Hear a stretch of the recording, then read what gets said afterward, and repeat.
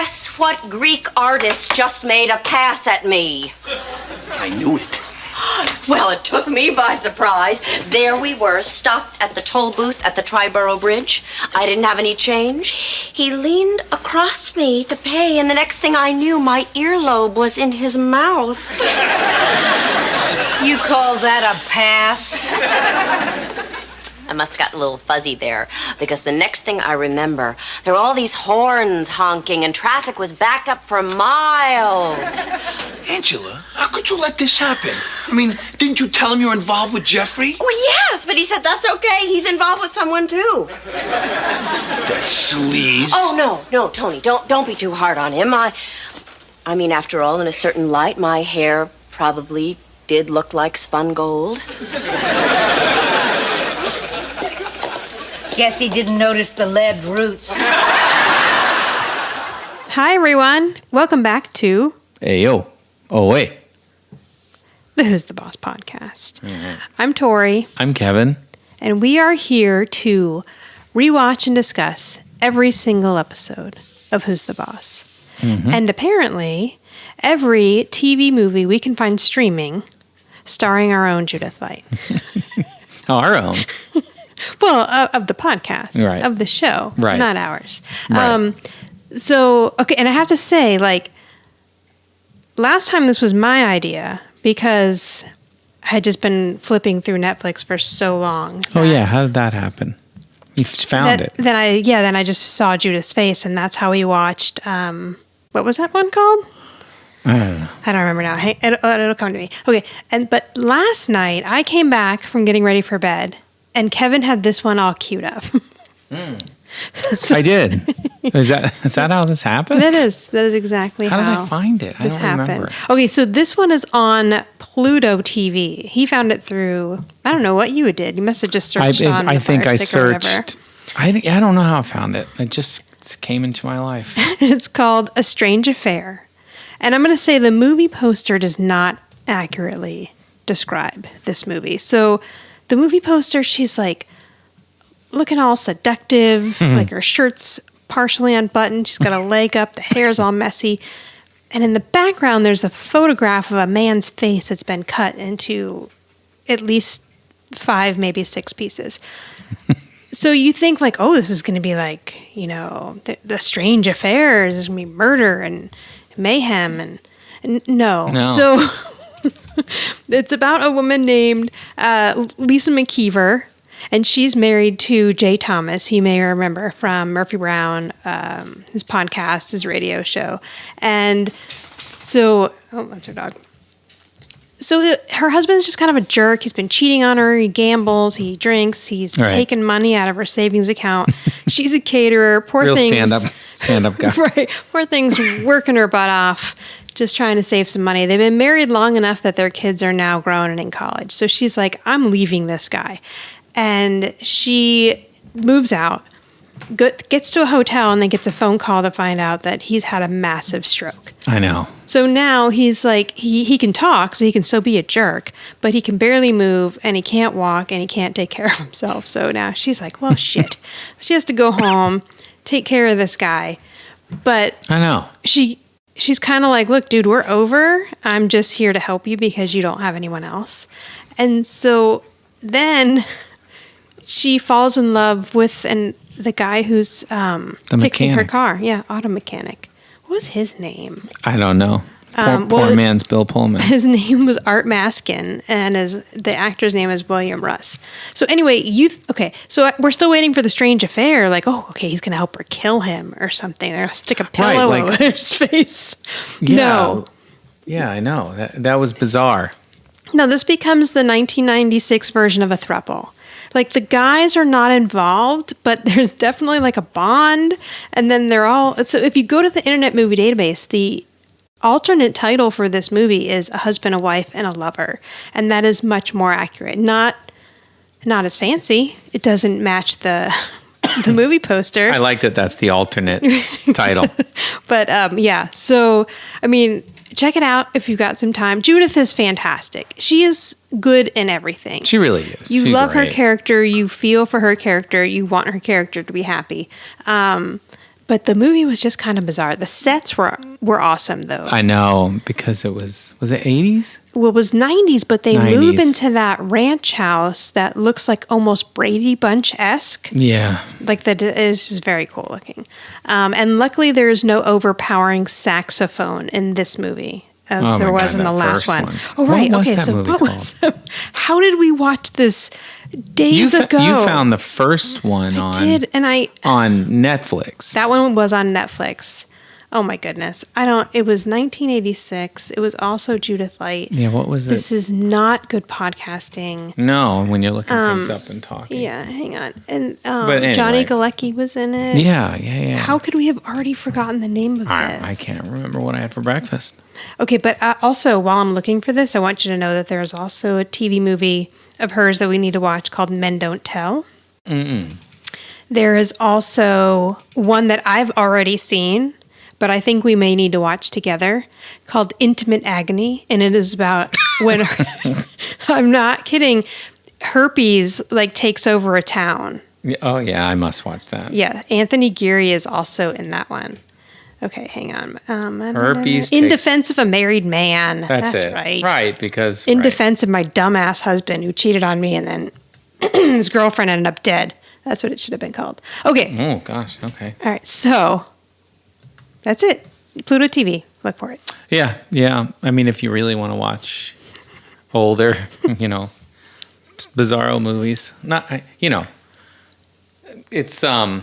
it's very 90s. Let's put it that way. Of course. It has a 90s but that's the vibe. fun of it.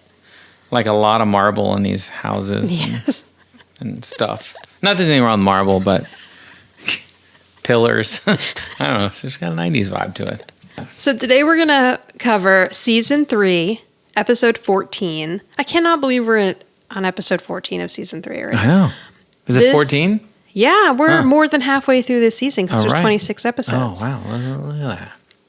The title of this episode is called Marie's Secret. It first aired January 20th, 1987. And the TV Guide summary says, Tony is driven to uncover the truth when he learns his late wife may have had an affair. I know, it's a very special. Okay, and this episode was written by a writer named Lawrence H. Levy. This is his only episode of Who's the Boss. Okay. So yeah. Oh, okay. It has that feel. Yeah, if we ever get to talk to any of the writers from this show, I'd really love to know about these one-off writers, where they came from. He wrote a couple episodes of Facts of Life, Small Wonder, an episode of Roseanne, one episode of Seinfeld. Small Wonder. That's funny. Really? What episode is The Seinfeld? Mango. I remember Oh, The that Mango. one. That's a great episode. Yeah. Wow. Like the sole writer of that episode, I wonder? I mean, he's listed as writer. Huh. That's again, I mean, they're all Seinfeld. It says story by, teleplay by. So again, Yeah, exactly. probably has That's a good one. Other people had their hands in it because it was a sitcom script, and then a few episodes of Seventh Heaven.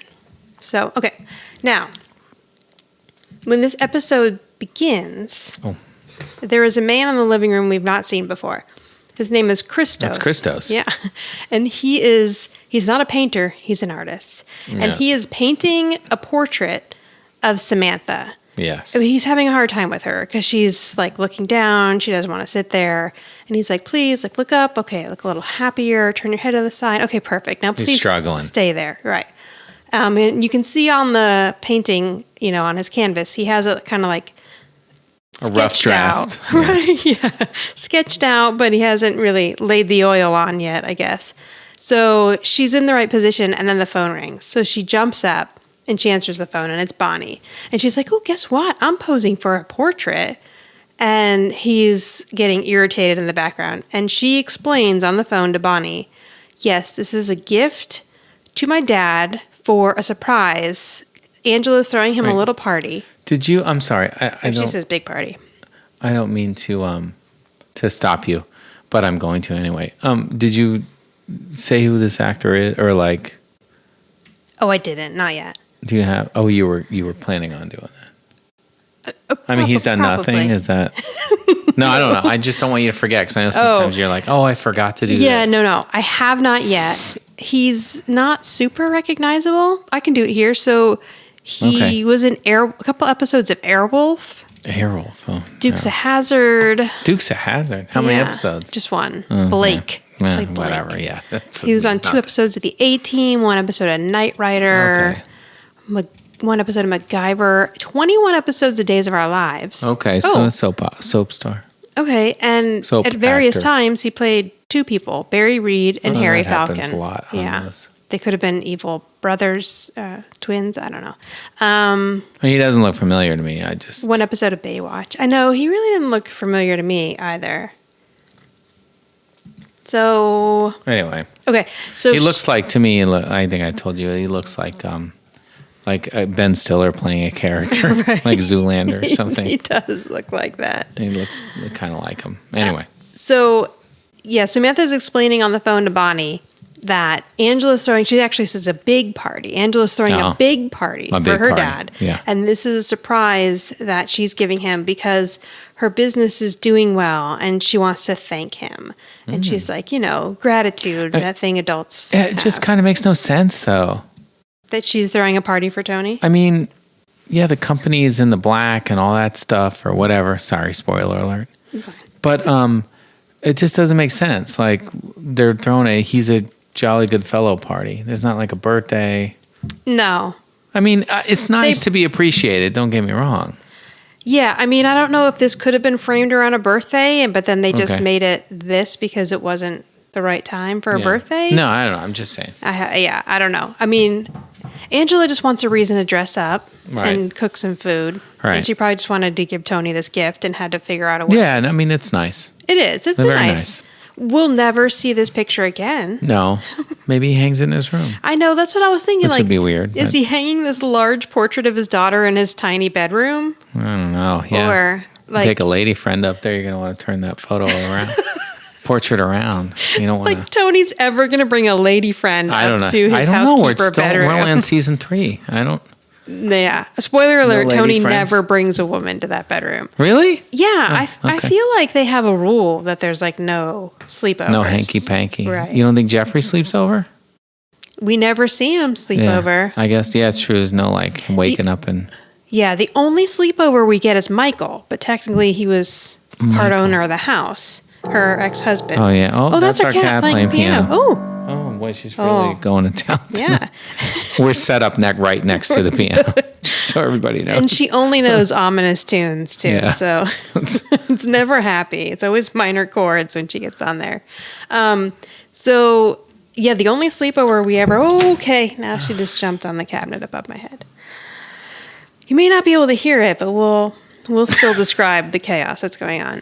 So yeah, Michael spends the night, but that's it. We never see boyfriends or girlfriends. Not even Angela. Yeah, true. Angela can't even get laid by Tony in her own house while they're dating. Good point. Good point. So, I mean, I'm sure it's his role as much as hers. Yeah. So, now I got lost here. I really took you off track with the portrait in the room. We were. She's on the phone with Bonnie. Because where they hung the portrait, right? Right. But yeah, like maybe it's on this fourth wall of the living room because maybe that we don't see. I feel like it would be a nice gift for her to give to him, and then have a nice place to hang it. Right. Display it in the home instead of just making him shove it in his bedroom. Right.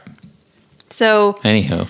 As Samantha's going on the phone about how Christos is so temperamental because he's getting visibly frustrated that he is not going to be able to finish this painting because she's on the phone. But I couldn't figure out what was going on here. Was she basically like, I got a crush on it? Not a crush, but like, you know what I mean? Yeah, I think she finds him kind of like mysterious and tall, dark, and handsome maybe. In like an older man way? Yeah, I guess so. I couldn't figure out what was happening. Yeah, because he's like got a Greek accent. I guess we're supposed to get the idea that Christos. Monte Cristo. Christoph from Frozen. Yeah. Cristo is attractive and but like alluring. Yeah, because the accent. So we have to get the idea that women Greek could fall for him easily. Yeah, all right. Yeah. Okay. So, okay. Oh, another thing about this scene. Received. So, if you're watching this scene, when they show the shots of Christo, look in the background because you can see Judith Light waiting to come out for her part here. Yeah. And I couldn't tell if it was her hair, but I honestly think it's her enormous shoulder pads. She can't fit. I mean, she's a small In a woman, scene? but she can't fit back there so that you don't see her. Yeah. So yeah, you see her like shoulder peek out a bit, but who knows? Angela could have been putting a book on a shelf or something. We don't know what's going on back there That's because true. they won't That's show a good us. point. Yeah. So she comes out and she looks at what he has done so far, and she's like telling him, oh, it's beautiful, the lines, the texture. He's like, I've barely started. And for somebody who's barely started, why is there color up there? I don't understand that. No, he's not barely started. He's like 50% done. Yeah, it does In look my a lot opinion. different when he's done, but yes, Yeah. you're right. Like, I don't understand. Like, is this the first coat of color? Like, I don't know. feel like normally the color goes on all at once. No idea. So he's like, yeah, I've barely started. And she says, I know, but I can visualize it in my mind's eye. I very used to Angela. paint by numbers. I know. So, paint by numbers. yeah, what- So did I. So right then, Doesn't Jonathan... make you an artist. Exactly. Jonathan comes flying down the stairs. He's wearing binoculars around his neck, which Yeah. for the first couple He's of on the viewings, lookout. I thought was a camera, and I was very confused. Oh, no. He's on the lookout. Yes. So he's the been window. looking out, and he Because he didn't can't look out the window and see somebody pulling up. He has to have binoculars right. Well, the to binoculars. look for them pulling up down the street. Yeah, but he didn't do a good job because No, he doesn't sucks get because there there's like, until- they're here. Right. So what was he doing up there? I know, with the probably binoculars? looking at little girls across the street through their window. Oh, okay. You took it. You took it there. That's weird. But whatever. So he says, Tony and Grandma are back. And she's like, no, they're not supposed to be back until 4. And then she looks down at her watch and it's 4. So she's... I'm sorry. Go ahead. No, you go.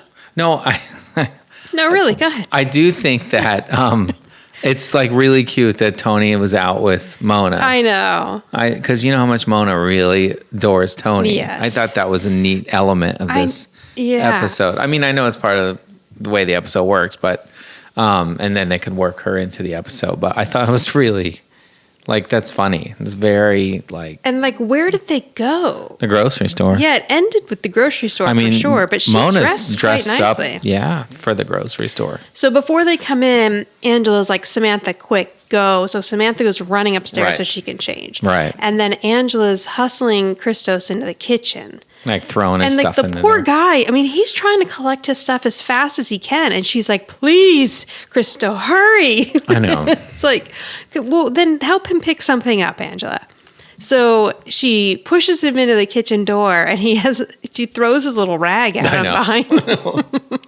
Just in time for only Mona to come in the front door. Right. So Angela's like, where's Tony? And Mona says, well, I thought Christos might still be in here. So I sent him into the kitchen to unload the groceries. And she's like, pretty smart. And Angela's like, not really, because I just put Christos in the kitchen thinking he was going to come in the front door. So Tony comes in and he's all excited that he got Angela the Egyptian shampoo she likes. I know. That's funny though. Well, it is. It's very I mean, cute. it's like cute, you know. And like, I feel like that you've was been like a asking for this popular Egyptian. thing. Oh, we should look that up. I did. I couldn't really find anything about Okay, it. never But mind. you remember like when horse shampoo was really popular with women? Oh, forever. Yeah. Yeah. So I feel like that was probably the thing that like this Egyptian shampoo was supposed to do wonders for your hair. And so he hands her that and he's like, okay. And then by the way, there's a man in the kitchen. And she's like, no, there's no man in the kitchen. And Christo walks back into the living room from the kitchen. She's like, that man. And he's doing a good job of holding the painting behind his back so you can't see what the painting is of. She's like, no, that's not a man, that's a plumber. Meanwhile, he's holding a paintbrush and a canvas behind his back. So Tony's like, oh, you must be one of those abstract plumbers. And he says, I'm an impressionist plumber. So Angela's like, okay, so she's caught. She's got to figure out something here. So this is interesting, too, because later on in the series, we find out that Angela's an excellent liar. But I didn't realize that she kind of started here. She's got little stories worked up. Yeah. So she's like, this is he's not a plumber, showing him Micelli, this is Christos, and Christos is painting a portrait for Mother, because she's about to spill the beans, but Mona's helping her out. And she's like, for Mother, Right. and it's of Jonathan for her birthday. And, now it's ruined, so thanks. Yeah, exactly. And so Tony's like, well, I'm sorry, and then he's like, well, how come I didn't know about any of this? Because Tony knows everything in the house. Yeah, exactly. And she's like, well, no offense, but you kind of have a big mouth. You're the one that just blabbed about the guy in the kitchen. So he's like, all right, well, since I blabbed, let's see this picture. But she can't let him see the painting Then he because would then he's know. going to know it's not Jonathan. Not Jonathan. So they have to Right. come up with another reason why. And so Angela prompts Christo to say something. And he's like, well, and he says something in Greek. And he's like, basically, you don't show a work of art to a domestic until it's finished.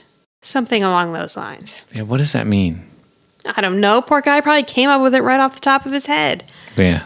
And Well, Tony's offended by it. yes. And so then Tony's like, oh, yeah? Well, we got an expression in Brooklyn, too. Right, and you can tell he's about to tell him to F off. Well, at first I thought he was going to hit him. That's what I thought too. I even Yeah. said that tonight And then- when we watched the episode again. Yeah. And then we realized he was probably just going to make a large arm gesture. So Christos is leaving, and on his way out, he's like, wait a minute. I used to know Micelli in Brooklyn. Her name was Marie. Any relation? Yeah, okay, time out. So, what are the chances, for real? Like that, I know it wouldn't make an episode, but what are the chances that Angela hires Christoph, who's Right. now, or Christoph, I know. Christos, who's now in Connecticut, but he was once in Brooklyn. Right. chances Unless are he's thin. from the city and she brought him in from the city. But still, guess. I know. Slim to none, but we got to, Gotta have an have the episode. Yeah. That's true. So Tony says, Marie was my wife's name. And he's like, oh, okay, well, I used to give her art lessons.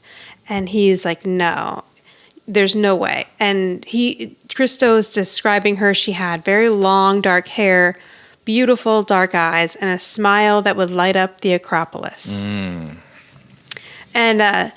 Tony's like, my wife and I are pretty close, so I would know if she was taking art lessons. So Christos is like, okay, he's going to let it go, and he goes to leave, and Samantha comes down the stairs, and he's like, he sees Samantha smile at him, and he says, nope, I'm not wrong, that's the smile. Yeah. And then he leaves. So Tony's pretty shaken up by this. And so this is interesting because we really don't get a lot of backstory about Tony, about Marie, and Tony and Marie's relationship. No, we never do. Yeah, and it's kind of a difficult situation because this is a sitcom. Right, and it's his dead wife. Exactly. But you have to, for the character and the journey of the character and any kind of real life experience, that would have been a devastating time in his life. And we don't meet them until it's been a few years. But still, that is a really sad thing that he just had this wife and a little girl, and then she died. So now he's a bit shaken because he's thinking, like, how did I not know that she was taking art lessons? That's true. So Mona comes, we cut to him in the kitchen. So Angela's taking Christos somewhere, driving him home, I guess. I'm not sure. Oh, that's good. Great point. She's driving him back to the city. Is it the city? Yeah, okay. because she says something mentions about the that Park later. Turnpike. Right. Which I don't want to Right. spoil that part. But you're right. So Yeah. he is from the city. So this is a little So there's later a that good evening. chance that he could have given Marie the... Right. It's still one art teacher and one wife in the middle of New Right. York. Well, But still, yes, it could have been it's a little more of a chance. It's far-fetched, but still. Yeah. So Tony's in the kitchen now. And so did Tony have this shirt on underneath what he was wearing before? Oh, yes, he does. Okay, so he has the bomber jacket over this yellow shirt. Now, this yellow shirt, he's now making breakfast for the next 2 days because he's so stressed out, he's got to find something to do. But I noticed on this shirt that the sleeves are just cut. It's a long sleeve shirt. Tough guy. I know. Got hot. So I don't know if that was a look to have like a Henley It's that like a you Henley. just cut the Yeah, like arms a 3-button sleeves Henley. off of, Or if they didn't think anyone would be able to tell that the sleeves are cut, maybe he just made it up right then. I don't know. But maybe he showed up there that day and they were like, that's the look today. So Mona comes in and he's making pancakes. And she's like, oh, aren't those pancakes going to be cold by tomorrow morning? He's like, no, these are for Tuesday. Tomorrow morning, we're having French toast. And he shows her the French toast. No one's going to eat that French toast. It's going to be nasty. Well, if he puts it in the fridge and then like warms it up a little bit in the toaster. I mean, we freeze pancakes and warm them up. Maybe he freezes I feel like French toast has to be fresh. No? I don't know. I don't eat French toast. What do I know? I like it. Okay. So Mona's come in from a date. She had a busy day. She was out with Tony running around. She went to the grocery store. Yeah. Then she went to a circus performance. I know. I didn't understand that at all. And she didn't like him, so she left him Well, the date there. was a clown, but not really. Right. He's like, well, how was the circus? Maybe. And she said, good. And then he said, how was the date? And then she said he was a clown. Are we not at that part yet? I'm sorry. No, that's exactly where we are. Oh, okay. Right there. I usually jump ahead or I'll mention something that was 5 minutes ago, and I think we're there. So 4 episodes in the future. It's possible. So he starts saying, I think it's just like they had to add in some kind of small talk there so that they could get to this part. So now Tony says, that guy Christos is bugging me, trying to tell me I didn't know my own wife. And Mona's like again, here comes Mona equalizing the room. Right. And he's like, if I would have known if she was taking art lessons. And he says, Marie didn't even like art. She never even appreciated those bullfighters on black velvet. I know, which told you Tony had a few of those. And I didn't know. That's what I got out of that. Like, he owned some of those, and she was like, no, we're not hanging these in the apartment. That is, and it's funny that you thought that, because I didn't even catch that at all. I just figured she had, like, seen them in people's apartments. I looked them up, because I don't remember them. No, it's a thing. I remember them. Yeah, they're from the 70s. Yeah. And you can find them on eBay. I found a couple. Oh, I want one. But I wasn't thinking, you're looking around the walls. I know, I am right Where now. can we put it? But yeah, I wasn't even thinking that it's kind of like Tony's version of dogs playing poker. And she was like, no, that is not going on my walls. I know. That's funny that that's his instant, that she didn't like art because she didn't appreciate the velvet bullfighter. That's funny. It's so funny. And then Mona takes that as, you're right. So she's like, see, then it couldn't have possibly been her. All right. She runs with it. And Tony's like, you're crazy. It had to be her. And why wouldn't she tell me? Mm-hmm. And like, from where Mona's coming from, I think whether or not Mona thinks that she was taking art lessons, and if she thinks she was having an affair, she's going to talk Tony out of it as much as she possibly can, because it's like, in her mind, what can you do about it now? And it's just going to hurt Tony's memory of her more than anything. True. And Mona knows that there's a million reasons why a woman could have an affair that she, dealt with on her own. So she's like, she took a few art lessons. It's nothing. She's like, it's not like she was having an affair. And Tony gives her a look. Like, that's exactly what he's thinking. Yep. And she's like, stop it. You're jumping to conclusions. So right then, Angela comes in. And she came right through the front door and straight into the kitchen. The jacket's only half off. I know. Like, just right enough for the shoulder pads to peek out. Yep. But still hanging on the arms. And she says, guess which Greek artist just made a pass at me? Yeah. Oh, boy. Yes. So she said... Which makes Tony realize... Right. Yeah, this guy's a scumbag. Right. He's like, if... he loves Angela and he thinks she's beautiful, but if he was going to come on to her, he definitely would have come on to his first wife. Yeah, exactly. So she was young. And so she says that they were stuck at the toll booth and at the Triborough Bridge. So does that take you to the city? Yeah, that takes you in the city, yeah. Okay. And she didn't have change. That makes sense now. Why would she not have had change? And so he leaned across to pay, and the next thing she knew, her earlobe was in his mouth. Oh, God. And then Mona's like, you Like call that's that your a first pass? move is you immediately put her ear in your mouth? As you're handing a toll booth worker some change? Yeah, that's weird. Yeah, maybe he's not as I smooth guess- as we thought. Yeah, maybe that's the distraction though. Like, oh, toll booth. Right. And then you just eat the ear. So then she says, I must have got a little fuzzy there because the next thing I remember, there were all these horns. So I don't know if that means that Angela Like, was went into for it the for a kiss second? or was Oh, letting yeah. him nibble on her ear. I don't know. Yeah, maybe just the ear. And Tony's like, wait a minute, didn't you tell him that you were involved with Jeffrey? And she said yes, but he said that's okay. He's involved with someone too. So now he knows that Christos doesn't care about relationships. Right. He's not. He's open. He is. He's fluid. He is. So Tony's he's getting very upset now, and Angela thinks it's about 'cause her. This is, yeah. And she's like, oh, don't be too hard on him. I'm sure in certain light, my hair probably did look like spun gold. Which means he said that. Right. And then Angela leaves, and as she leaves, Mona says, I guess he didn't see the lead roots. Always. Yeah. Always with the Gotta attacks. knock Angela down a peg. Keep her in her So- place. Now that Angela's left the room, Tony's like, see? And Mona says, now why on earth would Marie run around when she had a big, strong man like you at home? This line kind of irritates me because it's like, oh, because she had some hot husband at home, like she wouldn't have cheated on. It's like, there are plenty of great looking people out there who have been cheated on because that's not at all what it's about. And like, he's going to, hopefully Marie didn't cheat and we don't think she did, but I think it's just weird for her to be like, you're so hot. Why would she cheat on you? Yeah, I guess so. When, she might have been unhappy in the relationship for other reasons. True. But so- she was just trying to make Tony feel. Yeah, I get it. But that is just such like an old No, I understand what you're saying. kind of way to look at that. Yep. So he says, because I was never home. I was always on the road. Mm-hmm. So he's decided he's going to talk to Sam a little bit. So now the next day, Sam and Jonathan are coming in the back. They're running through the backyard going into the house.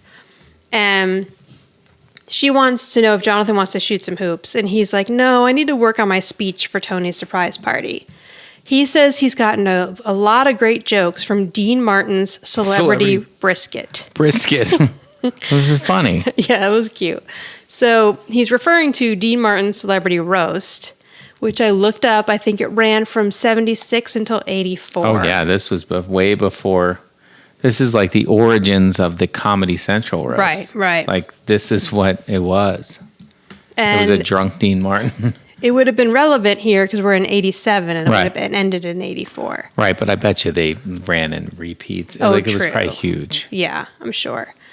So he's like, do you want to hear some of the jokes? And she's like, no. And he's like, all right, well, you're really missing out on some buffo yucks. Buffalo yucks. Right? That's what he Yeah, said? he says buffalo yucks. Yeah, we didn't really understand what that meant, but you looked it up and it's like buffo means best of its Right, like quality, like best the of its best. class. And then And yucks are obviously laughs. yucks are laughs. Yeah, So, so that must have been something it's they quality said. laughs, like the best laughs. Okay, But so we did hear them later. So, you can all be the judge if his jokes were funny or not. So now Tony comes out as Jonathan goes inside and she says, do you want to shoot some hoops? And he's like, sure. Okay. So he tells her, you remind me of your mother more and more every day. And she's like, she had a good jump shot too. That's funny. So he's going to, start playing basketball, but he keeps stopping because he really just wants to ask her questions. So he asks her, like, do you remember when you were young and I was away a lot? And she tells the story about how when Mom first told her that he was on the road, she started crying because she was afraid he was going to get hit by a truck. That is a very cute thing. Yeah. And that gives me the idea that Sam was very young when he Yes. went on the road. So like 3 or something, to take it Yeah, that like- literally. Yeah, and the fact that she doesn't remember a lot, like Right. That's true what too. you learn coming Yeah. up here, she does, but she doesn't. So then he's like, oh, that's so cute that you're worried about me. But okay, so speaking of that, I used to worry about you and Mom being alone. And she's like, oh, I wasn't always alone. And he's like, oh, really? And she's like, yeah, my friend Steffi would come by. We'd play with dolls. She liked to dress Ken in Barbie's clothes. So then, interesting. Then he's like, oh, okay, so speaking of dressing up, did you and Mom ever dress up and go out? And then Sam's like, oh, sure, we'd go to the grocery store. I mean, really? Dressing up to go to the grocery store? I guess so. I guess it was. You saw Mona earlier when they came back from the grocery store. That is a very good point. And then she says, every Friday night? Oh, every week we'd go next door to Mrs. Rosini's. And then he's like, okay, really? So what happened there? And she says we'd have so much fun. We'd play cards. We'd watch TV. I used to have the biggest crush on Potsy. And she says something about how I love the episode where Potsy and Ralph get stuck in the freezer. Or is that Jack and Mr. Furley? Right. But we analyzed this, or you did the research on it. I did, because I knew it was Jack and Mr. Furley to begin with, because I remember that episode. But she wouldn't have been. Right. So the it would episode only been like 2 is years ago before this. Baby, It's Cold Inside, and it aired in January of 1984. So she wouldn't have watched that episode at Mrs. Rosini's when she was younger, because it had only come out 9 months before the show started. I'm wondering, though, if there was an episode of Happy Days with Ralph and Potsy was stuck Potsy in the freezer. Now I tried to look it up because she does say meat locker, but I couldn't find it. I couldn't find anything about them also being stuck in a freezer. So I just tried to do like a quick Google search, and I have how to separate 2 stuck cooking pots came up.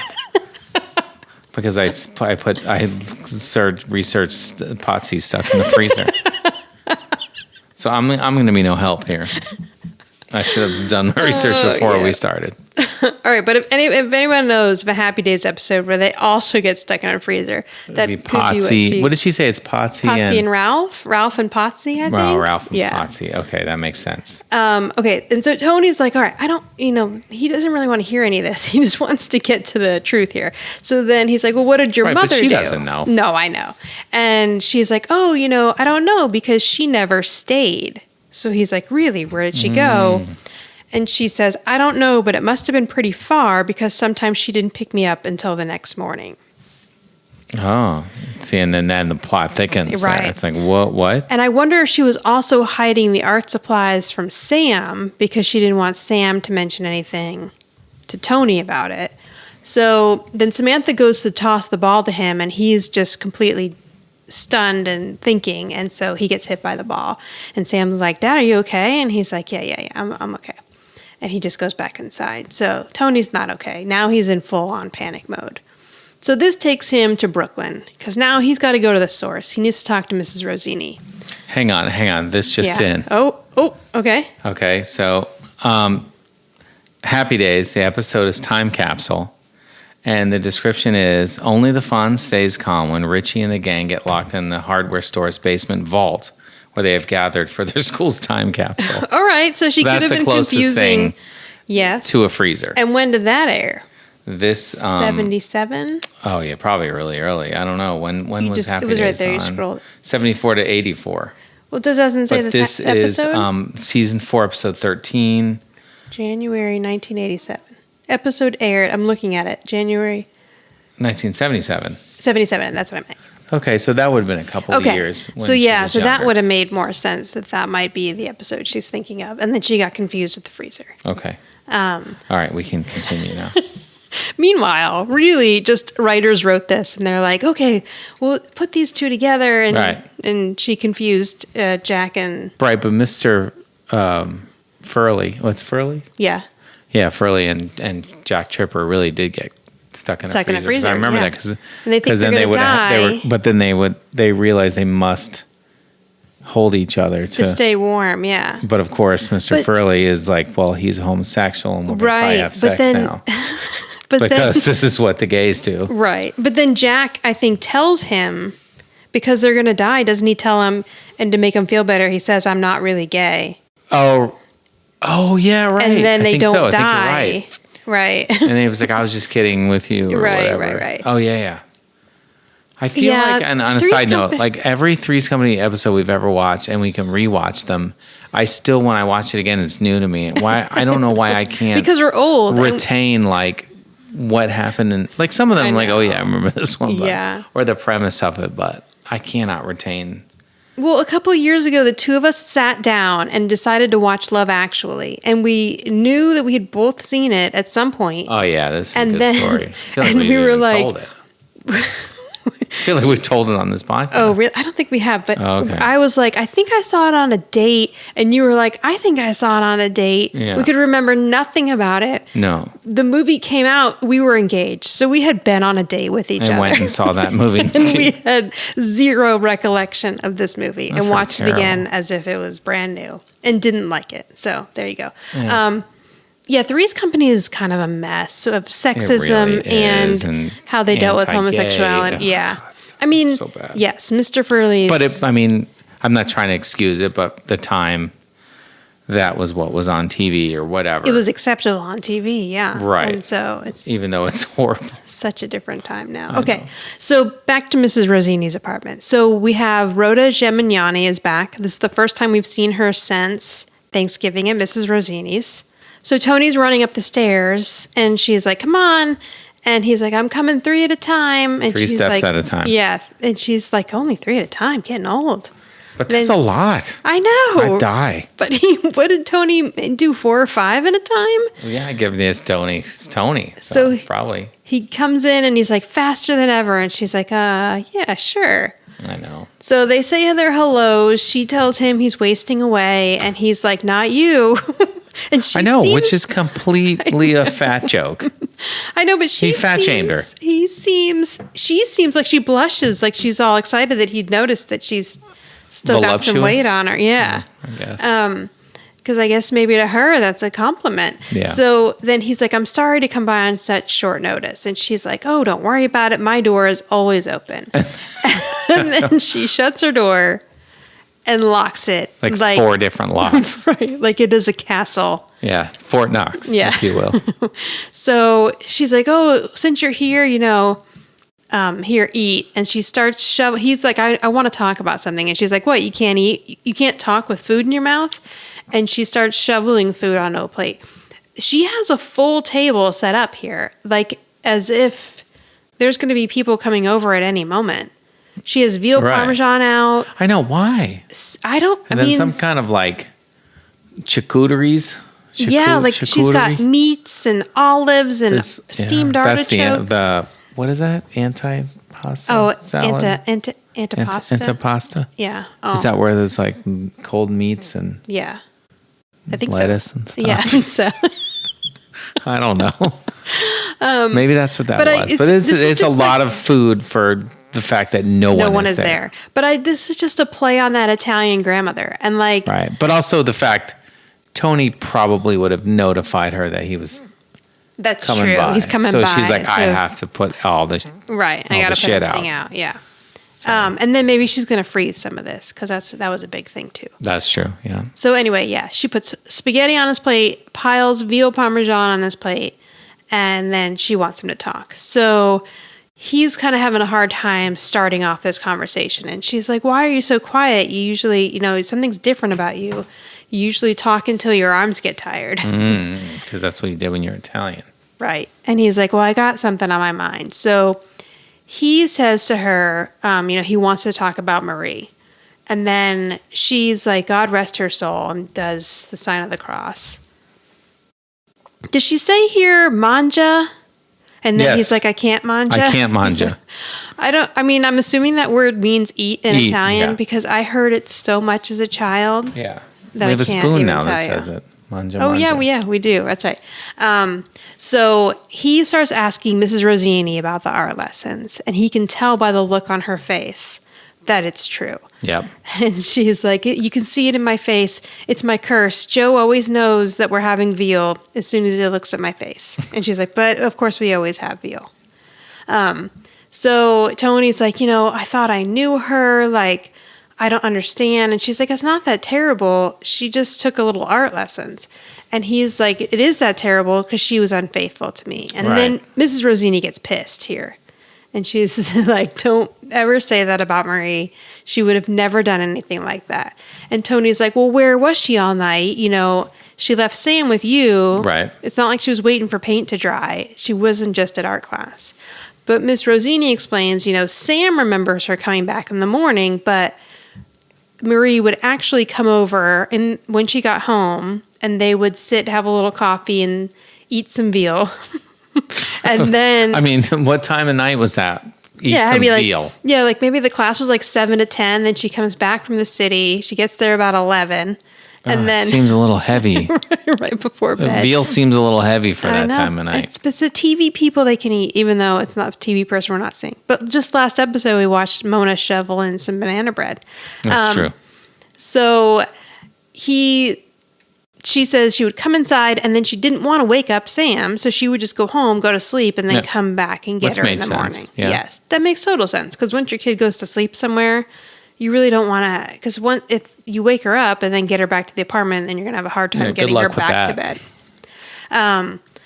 So he's like, but I don't understand why she didn't tell me. And Mrs. Rosini says, she did tell you, and you told her that you thought art lessons were silly and that you wanted her home taking care of Sam.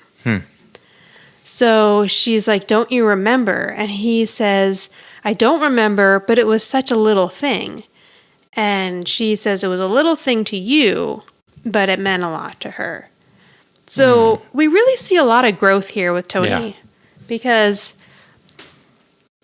like, he probably wasn't, we see him now and we think, like, oh, he's so sensitive and he's so supportive of Angela and he would make such a great husband to her. But then you think, like, he wasn't probably the best husband to Marie. Because even when he first started working for her, like, that's what he wanted in a wife. He wanted a wife whose job it was to take care of him and to take care of their kids. And that's what she did. Yeah. And when she brought up art lessons, it was probably like, well, what are you going to do? What are you using that for? You know, what are you going to get a job doing that? You know, that's not really your job. And then it costs money or whatever. So he just kind of downplayed it and she let it go. So what's really heartbreaking here too is that he says, you know, there was a whole part of her that I didn't know about. And she's like, it wasn't your fault. You were young and you were foolish and you were a man. And he's basically saying, like, there's no way I can make this up to her because she's gone.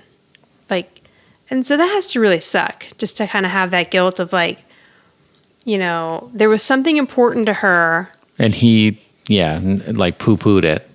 Right. He didn't take or whatever. it seriously. Didn't take it seriously.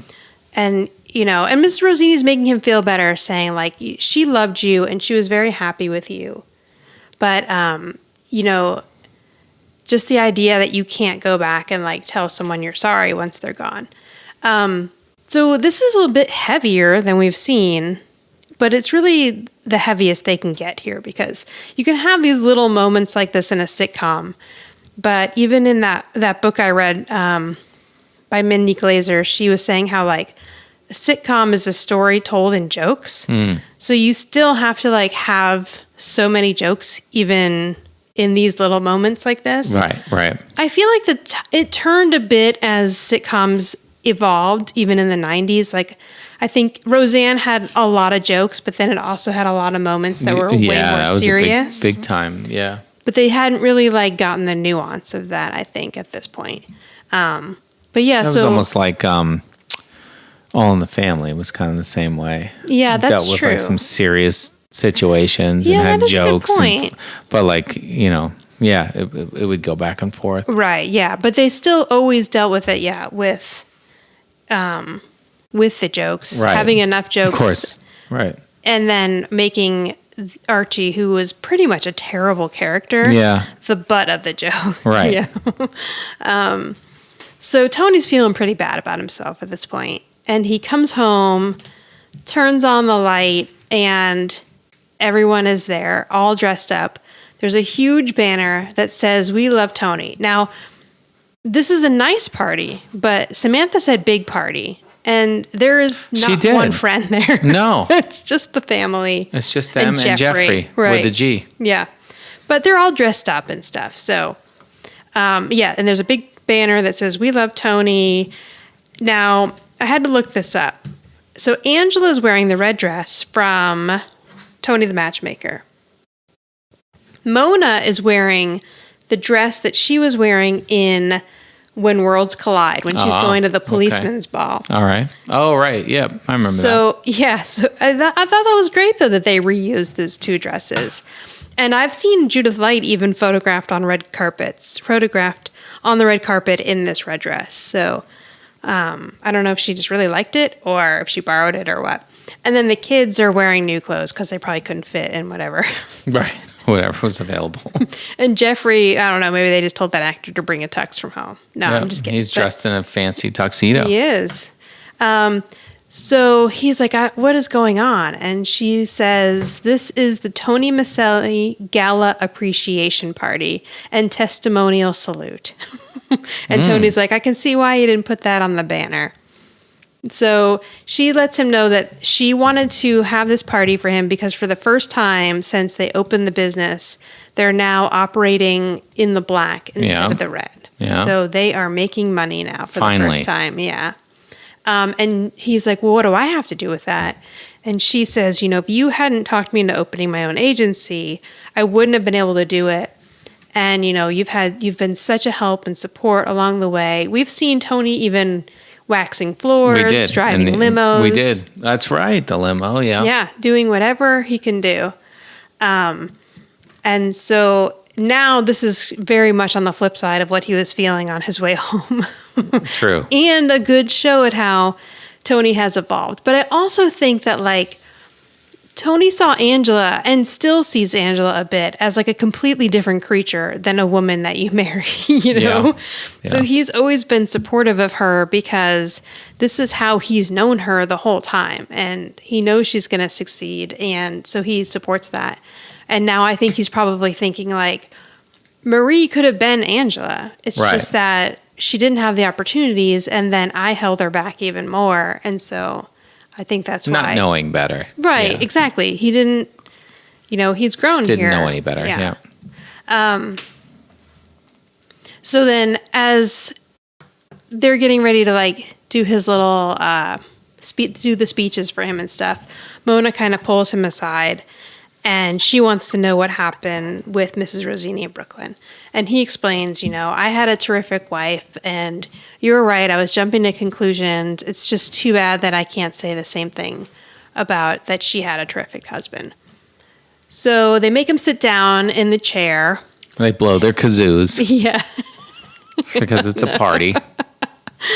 And Jonathan gets up to do his little speech. So he's like, good evening, ladies and germs, all the stuff that they say at a roast. I have to say a few words about a great guy named Tony Micelli. And then he's like, Tony's cooking so bad that he serves Tums after dinner. Oh. Little Jonathan. But it's, those old roast jokes. And then he introduces a woman, a beautiful human being. You know her and I know her, my grandmother, Mona. So then he sends Mona up there. And you can tell Tony's really impressed with Jonathan's little intro there. He thought it was cute. Yeah. And Jonathan's like, you take care of me. You're beautiful, babe. And walks away. So then Mona gets up there and she's like, I have all these wonderful things to say about Tony, but Angela's better at the sappy stuff. But she does get a bit sappy here. She's just like, I want you to know that you're the best. And don't ever let anyone tell you any different. Mona's always been Tony's biggest cheerleader, and she's always going to be his biggest cheerleader. So, and then she introduces Jeffrey. Why is Jeffrey there? I don't even know. I don't know. I guess just to make him relevant in... Yeah, the fact that we know that he and Angela are serious. Right. So yeah, he's on the scene. Right. So he gets up there and he's very Michael Scott to me in this little speech here that he does. And he says I'm not a member of the family, at least not yet. And Angela kind of has a look on her face, and then Tony has a look on his face. I know. And then they cut to Sam and Mona too, who are like, no. And so he's like, I can't haven't known Tony very long, but I can tell you that I already feel as close to him as my own cousin. And then he says, once removed. And it's so Michael Scott. I know. It's so obnoxious. So they're all like, okay, get him off the stage. So he introduces Angela, and then Angela's like, I promised myself I wouldn't cry. And then she immediately. immediately starts crying about how she's just so lucky to have someone like him on her side and everything. And she was scared and she had doubts, but he really helped build her up and made her believe in herself. And that got her to open up her own business. So she wants to propose a toast, and they propose it to Tony. Now he's like, this is really nice and everything, but he's still feeling like he does not deserve this at all. And they don't know then, everyone except for Mona. No one knows the backstory. Right, knows the night that he's had. But so they present him with the painting of Samantha. And he just thinks it's the best thing ever. And he keeps saying how she's beautiful. And I wonder what happened to this painting. Like, first I wonder who they contracted out to actually paint it. Oh, right. In real life, yeah. Yeah. And then, two, like, what do they do with it afterwards? Did they give it to Alyssa Milano's parents or just, like, stick it in some collection somewhere? Like, I know. Yeah, I know. Because it's a pretty good painting. Yeah, I mean, it's cute. If they did it, I wonder where it is now. Exactly. Like, I wonder if it just got trashed at some point, or if she took it from the show, I wonder. Her family took it from the show. I always wonder too, like, about what actors take away. Like little things that was their characters that they take at the end.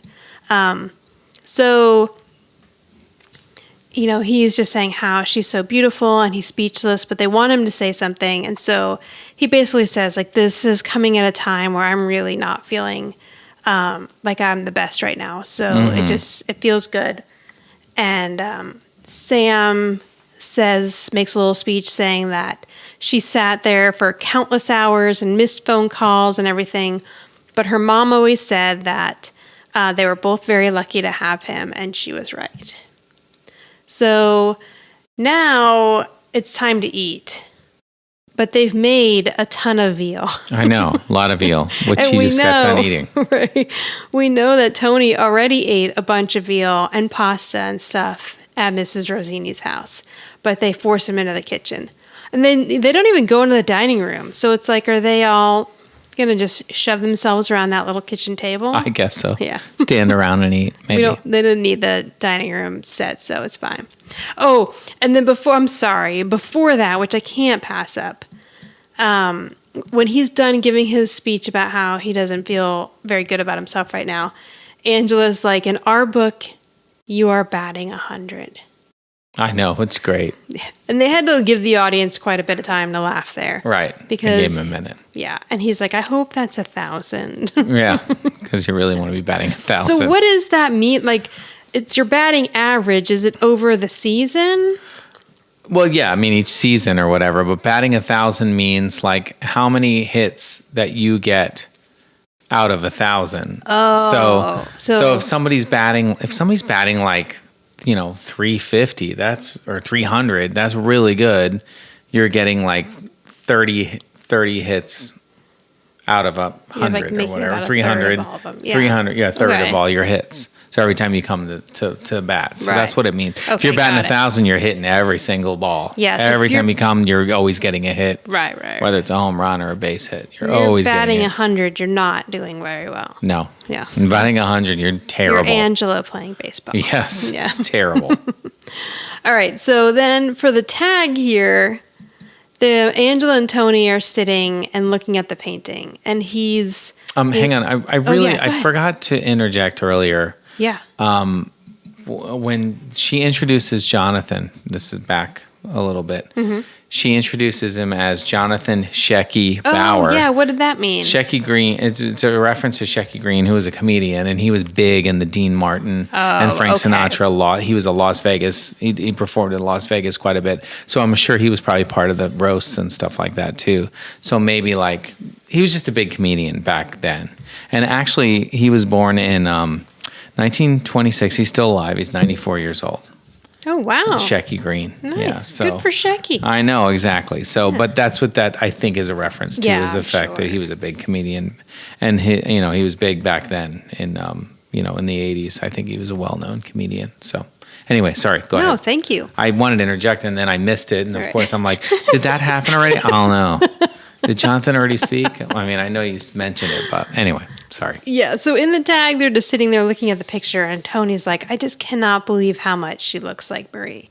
And I wonder, from what we see on the show, Angela doesn't really know very much about Marie. Right. They never... From what we see, yes. Right. So, I mean, it's possible that while he was giving her all those other foot rubs that made them seem so comfortable, that he was rubbing her feet in that one maybe episode. Maybe he started talking about Marie. Yeah, maybe they've also had these very in-depth conversations. They either about had Marie. in-depth conversations or they had sex, and we know they didn't have sex, so they had in-depth conversations. Right? True. Very good. Yes, that's true. And so she says, I bet she would be proud at how wonderful that you're bringing up Sam. And he's like, yeah, I'm doing a pretty good job, right? Not bad. Mm-hmm. And he says, I'm going to do better.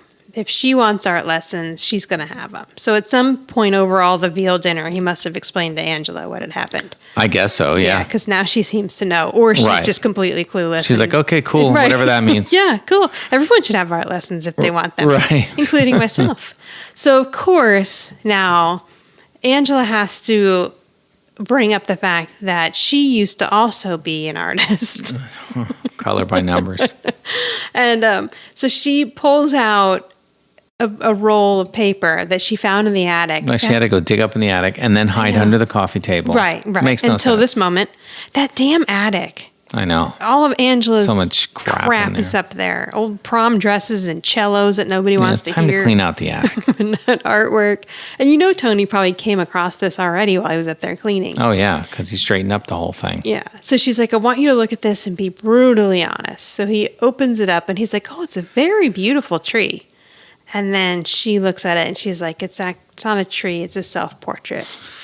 And then she turns it upside down. I know, he flips it around. Oh, he does, right? Yeah. He's like, oh, now I see it. What did he think? A tree? I don't know. And the turning upside down is always, it's used many times. I see it now. Right. Yeah. What a terrible self-portrait. And then she looks all deflated. I know. And that is the end of the episode. Yeah. I bet it was a nice painting. I'm sure. Poor Angela. Like, they really make her out to not be good at anything other than advertising. But the funny thing is she thinks she's good at that everything, is true, yes. which is hilarious. Ballet, cello. Right. Yeah. All right, so that's it. So, I think I'm rating. Okay, you go. First, I think. I don't have a boss again, so you go first so I can think of my boss. All right. My rating, I don't know. I feel like I'm a broken record when it comes to ratings lately, but 7. I gave it a 7. I think I gave the last one a 7. But yeah, I mean, it was just kind of one of those episodes that was kind of whatever, and it like kind of dug a little deep. It got heavy at times. Yeah. It dealt with Marie and all that kind of stuff. But like, it was Tony struggling with the Marie aspect, not necessarily, or not at all Sam. She didn't. Yeah, we never see Sam have any get emotional or any kind of. Yeah. Which maybe again tells you that she was pretty young when she died. Yeah. Yeah. Sorry, the volume got low. Yeah, it's okay. I'll fix it. So yeah, I gave it a 7. It wasn't a bad episode, but it's not my favorite. Yeah. That's for sure. But it had its moments, that's for sure. Yeah, I did the same. I almost gave it a 6.5, but it's not. It is a well.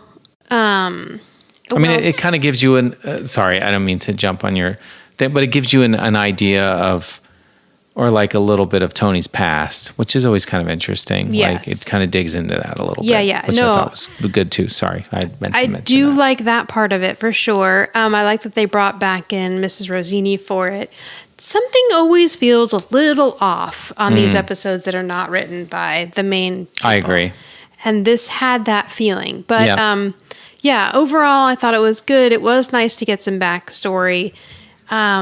And like Jeffrey's brought in for no reason. But I mean, except for the fact, again, that he needs to be relevant, I guess, because he hasn't been in a couple episodes. True. Yeah. I guess they need to. It's what's funny about that is when I look back as a kid watching this show, I thought Jeffrey was on for a while.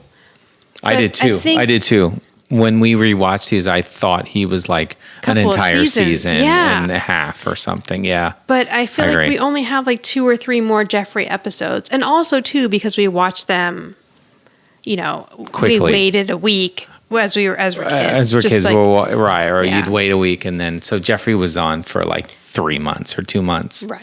When in actuality, we watched them at the rapid pace we are now. Right. And he's on for a couple weeks. And I wonder about that with children and TV these days. Like, I think part of the reason why Who's the Boss is a show that gives me such a nostalgic feeling is because it was with me from when I was 8 until I was 16. Yeah, that's true. And so and like Betty White said in that documentary that we watched with her, when you go to the movies, you're going somewhere to watch someone on a screen. Right. But when they're on TV, they come into your home once a week. True. So, like, you just kind of have this attachment to those characters, especially when you spend 8 years of your life watching them. And now our kids rip through shows in, weeks. Days. So they don't really have that experience of, like, being with those characters for their entire growing up period. Yeah, that's interesting. Yeah. But, it's probably not. I probably didn't need to bring that up right now. No, for the rating. No, it's fine. So whatever. Yeah, it's a 7. It is what it is. 7. Okay, solid 7. Yeah. Who's the boss around here? Me or my mother? Or maybe it's you? All right, I'm gonna go out in left field here and say, is that right? Am I an Angela or did I use that correctly? No, you're right. Okay. Left field. I'm going to go with Mrs. Rosini as the boss here. Oh. Because... That's like something I would say, but without actually something to back it up. You would have said Christo. Right. Christoph. So Mrs. Rosini is the boss here because Tony goes off the rails, goes to Brooklyn, and she's like, tells him, yes, she was taking art lessons. No, you're an idiot for thinking she was cheating on you. Mm-hmm. Explain that even though Sam thought she was spending the night, she wasn't. And then when Tony started feeling bad about himself, she was like, just don't worry about it because you were young and foolish. And, Marie loved you and you were a good husband. You were the best. She would know. Right. Well, yeah, she also makes that. She would. She would, yeah. And she also makes that joke, which I forgot to bring up earlier, that everyone in the building knew how much they loved each other because the walls were thin. The walls were thin, yeah. Which is funny. Everybody heard everybody else humping. Yep. Pound Town. That's terrible. Yeah, Pound Town. So that's why I thought that she was the boss here. Oh, and then she basically lets Tony know he was the best husband he knew how to be at the time. And so I thought that was like good advice or, a good way to make him feel better. Okay. I'm actually going to go with Mona, was my thought. Yeah, that was my other one, so that's good. Yep. Yeah, just because she kind of was guiding the whole ship the whole time. Like, in the beginning, she was out with Tony shopping, trying to help with the painting situation. And then she kind of like brought Tony back down to earth. When they were in the kitchen and she was like, don't be ridiculous. Yeah, she was the Connecticut Rosini. Right. Like you always say, she's the equalizer. Right. So she was like, don't be ridiculous. And Maria was not. Marie, yeah. Oh my gosh, what is that? Maria. Marie was not cheating on you, blah, blah, blah. Don't jump to conclusions. Right. And she was right. You know what I mean? So like she kind of helped Tony bring him back down to earth, so to speak. So...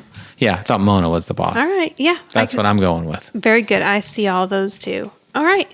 Well, you can reach us at Who's the Boss Podcast on Instagram, Who's the Boss Pod 1 on Twitter. On Facebook, we have a page called the Who's the Boss Podcast page, or go to anchor.fm/WTB podcast, and there you can leave us a voice message. Okay, so next episode, because I'm going to remember this time to do this. You are. You always get mad when you don't remember. We're going to cover Tony the Patchmaker. Yeah, so this episode's a little fun in the fact that we get to see Angela kind of liking sports more, which has to be an influence of Tony.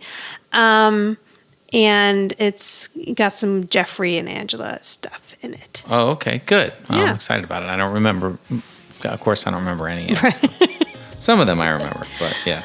All right, thank you, everyone. Bye. Bye. If you like this podcast, please subscribe and give a big thumbs up and tell all your friends. And maybe you can tell your grandma, your mother, and your sister or brother. Maybe have no siblings. Tell your dog and cats. Bye.